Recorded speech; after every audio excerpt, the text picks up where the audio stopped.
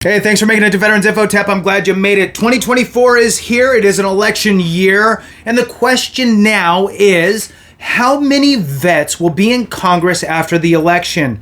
I found an article online that talks about this. I wanted to share it with you, and let's kind of see if we could pull out any nuggets. I mean, obviously, typically, if we have vets in Congress, we have champions in Congress that will help us to get legislation passed. So let's jump into this, and please hit the thumbs up, subscribe, share with a friend, all that good stuff. I really appreciate it. The 2 asks, you know it. Hit the thumbs up, let the video run.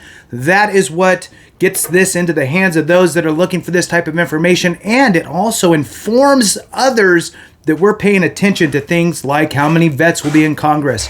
If you want to support the channel in other ways, consider being a member. You can go to the main page, the home page of the channel. You'll see a highlighted members section. There should be a join button. Thank you so much. I appreciate you. All right. So Congress hasn't had at least 100 members of the House and Senate with military backgrounds since 2017. But the Veterans Caucus in the legislature right now is close enough to challenge that mark in 2024 elections. The number of veterans in Congress has steadily declined since the 1970s, a shift which mostly reflects the change to an all-volunteer force and a dwindling number of Americans who enlist annually. But veteran advocates have worried that decline has also taken away valuable insight for lawmakers as they craft national security policy, veteran support plans, and defense budget proposals.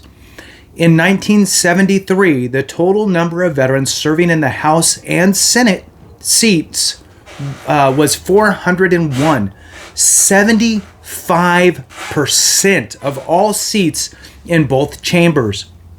By 1995, the number was down to 213 seats. It dropped below 100 for the first time in 2013. A total of 97 lawmakers with military backgrounds were elected in 2022, 80 in the House and 17 in the Senate.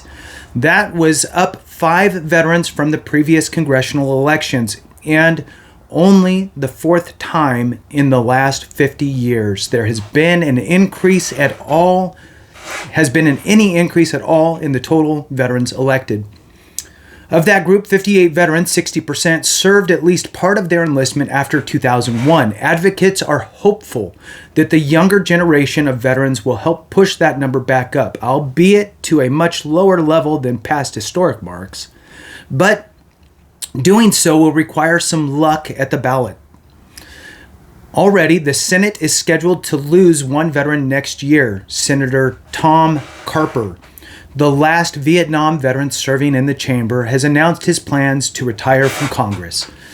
2 veterans in the House, Ohio Republican Representatives Brad Winstrup and Bill Johnson, have also announced plans to leave Congress. That means at least 3 new candidates with military experience will need to win state races in order to keep the number of veterans in Congress steady.